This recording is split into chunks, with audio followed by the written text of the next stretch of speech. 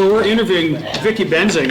Vicky's sort of notable in aviation as air show pilot.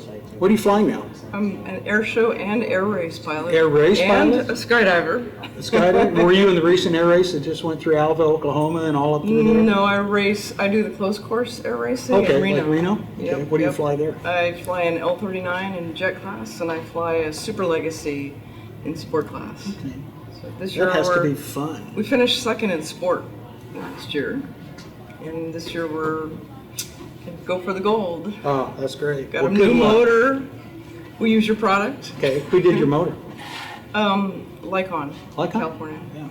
People. Well, tell me a little bit about yourself. Where were you born? Where'd you go to school? I was born in Watsonville, California, on the coast, and I went to school. I grew up in San Jose, the San Jose area, and then I went to school in Davis and later at Berkeley for graduate school. UC Berkeley. And your degree? In physical chemistry. Physical chemistry? Okay. When did you start flying? I started flying when I was in college. I started flying in 1982. Yikes. Had it been a dream? My uncle flew. My uncle was an air show and air race pilot. Okay. And somebody who I admired very much, and he took me flying when I was a little kid. I should know. In fact, I was so young, the first time I went flying, I didn't know if we were flying over Toyland or real houses and cars. So it's sort of been part of my growing up. Okay. And I didn't really think that I was going to get a chance to learn to fly, but I started skydiving, and I was around the airplanes, and I just had this burning desire to learn to fly, and my parents made it happen. They had a friend with an airplane who let me learn to fly in a 1940 Taylorcraft. There you go. Hand prop, the whole deal. So yeah, that was pretty fun. Did you go right up through the ranks? Did you fly as private for a while and go through commercial and instrument and all that? Right, all the way up to ATP. So I have an ATP rating. Okay. Did you ever use it So I believe the requirement as for a living or anything, or just? opens the map. No, I worked in high tech in the Silicon Valley. So I'm a chemist by training. Sure. And we worked on equipment that deposited thin films for the semiconductor industry. So we sold into companies like Intel to make computer chips. And flying was always sort of a hobby for me.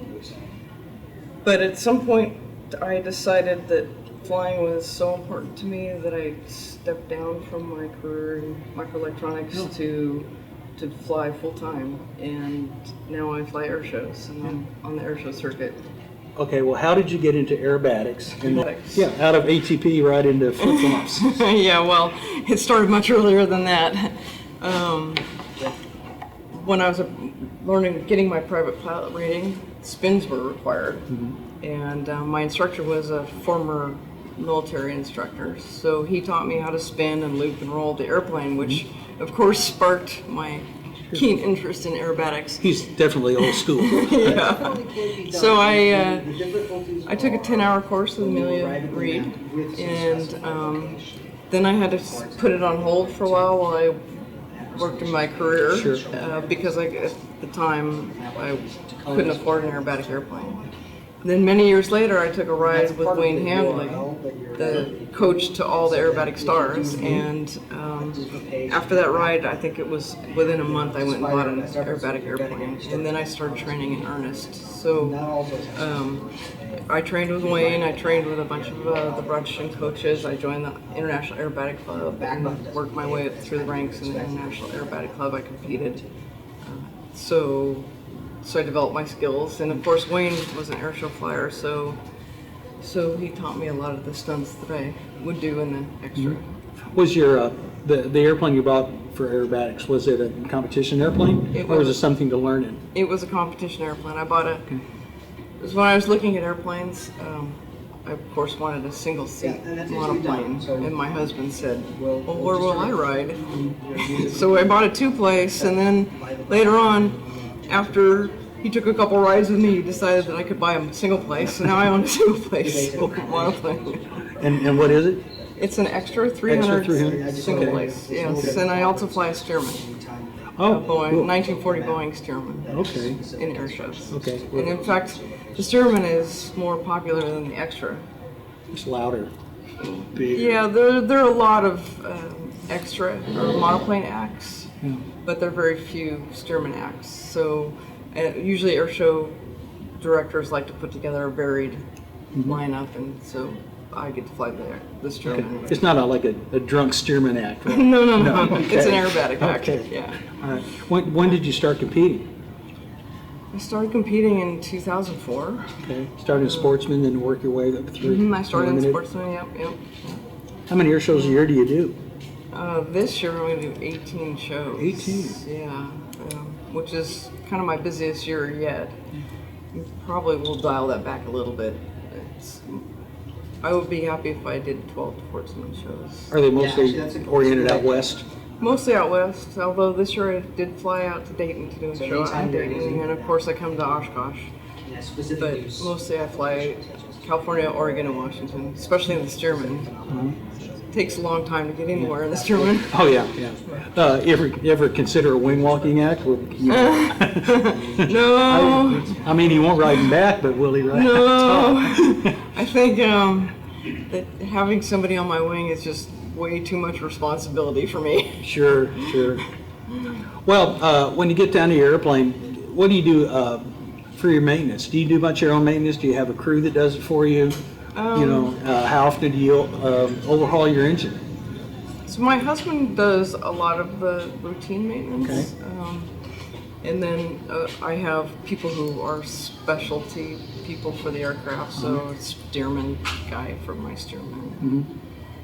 And then someone specialty for the Extra. Well, I just put a new engine in the Stearman. Okay. And that engine actually lasted me, I've owned the Stearman for 20 years. Really? And I've had the engine in the airplane for that long. It was fairly well timed out. Yeah, yeah. But I got great wear out of it. It lasted a very long time. And the Extra has, it probably will need a new engine in the next few years. Who does your engine work? Did you have a shop that you like to use, or Covington did the Did engine for the Stearman, and Is it a 985? It's not 985, and Lycon will be doing they did the engine on the Extra. I put a new engine in when I bought this one in 2009 or Okay. so. Well, I've heard through the grapevine that you use CamGuard. I do in all my engines. Oh, all your Yeah. engines. Okay. Yep. So you put a lot of it in the Stearman. Yes, a lot in the Stearman. It holds 8 gallons of oil. 8 gallons of oil. As opposed to the Extra, which actually only holds, what would it be, 2.5 gallons of oil. And the race plane as well, the Lancer Legacy. CamGuard's been going to the shows for probably 9 or 10 years now. How did you hear about it? And as a chemist, what did you think when you first heard about it? Well, I'm not exactly sure how I heard about it, but I stopped by the booth and I started talking to Ed, your chemist. Yeah, Ed Collin. Ed Collin. He explained to me why it worked, and he talked to me as a chemist, Sure. and it was completely understandable and believable why it works, because our internal combustion engines create a lot of byproducts that are not good for the engine, that are moisture carried by the water, which is a combustion byproduct, Set those. The user sulfur cannot compounds and other compounds that are very corrosive, and CamGuard can tie up those compounds. And it also, so he explained to me also why we use the oils that we use. Right. Because a synthetic oil has all certain type of chemical compound, whereas natural oils have moieties or structures on them that can hold these All right, combustion we'll close the byproducts. property So that's why we use the oils that we do. But CamGuard itself, it also binds to the metals and protects the metals. And if an airplane, especially for aircraft that aren't flown regularly, very important. Yeah.